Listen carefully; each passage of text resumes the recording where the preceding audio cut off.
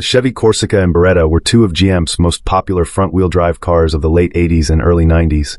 But behind their simple shapes are some surprising stories, engineering quirks, and forgotten controversies. Today we're diving into the Chevy Beretta and Corsica. Let's get into it. We bring you Chevy Corsica and Beretta, 13 facts about the cars everyone forgot. Number 1. The Corsica and Beretta rode on GM's second-generation L-body platform, which originally debuted under the Chevy Citation. GM quietly reused the name for a completely different design, hoping people wouldn't associate it with the Citation's infamous reliability issues. Number 2. In early planning stages, GM considered the Beretta as a modern, front-wheel drive successor to the Camaro. The idea was dropped quickly after backlash from performance fans, but traces of that thinking remained in the Beretta GT and GTZ models. Number 3. Fleet buyers got the Corsica a full year before the public did. Rental companies and government fleets were driving Corsicas in 1987, while regular customers had to wait until 1988. GM used fleets as a testing ground, which helped the Corsica rack up early sales numbers. Hey, thanks for hanging out with us. If you're having fun, learning something new, or just love quirky deep dives into cars, hit that like button. It tells the algorithm, hey, this was awesome. Tap subscribe to join our growing crew of curious minds. And don't forget the bell. It's your backstage pass to every new episode. Seriously, these clicks help way more than you'd think. So thank you for watching, for supporting, and for being part of the adventure. Number 4. The high-performance Beretta GTZ borrowed the 2.3-liter quad-4 from Oldsmobile, an engine known for strong power but also harsh vibration and head gasket issues. Despite its flaws, the GTZ was one of the quickest front-wheel drive Chevrolets of its era. Number 5. Most people remember the Corsica as a basic automatic commuter car, but Chevy actually offered a 5-speed manual on certain trims. It was uncommon, but it made the Corsica surprisingly lively, especially with the 3.1-liter V6. Number 6.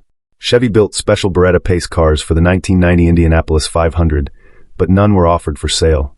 GM feared the limited edition models would cannibalize Camaro and Corvette buyers, so the pace cars remained strictly promotional vehicles. Number 7.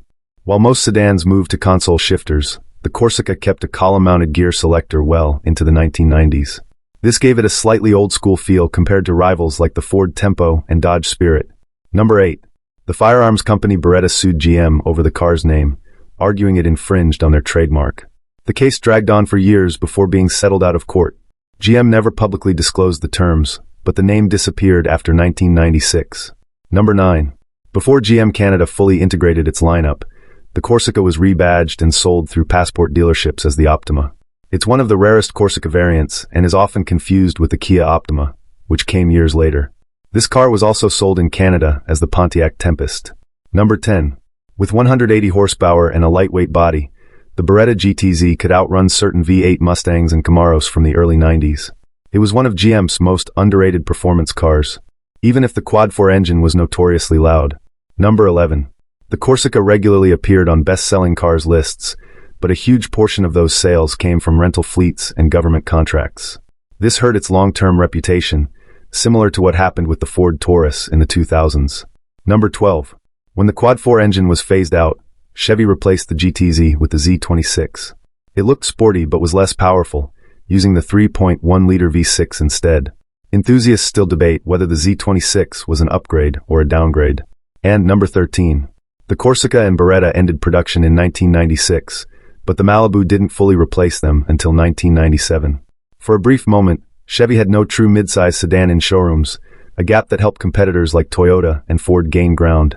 The Chevy Corsica and Beretta may not be the first cars people think of today, but they played a major role in GM's front-wheel drive era, from performance surprises to unusual engineering choices and even legal battles. If you enjoyed these hidden facts, make sure to like, comment, share, subscribe, and ring the bell so you never miss another episode of Lists of 13.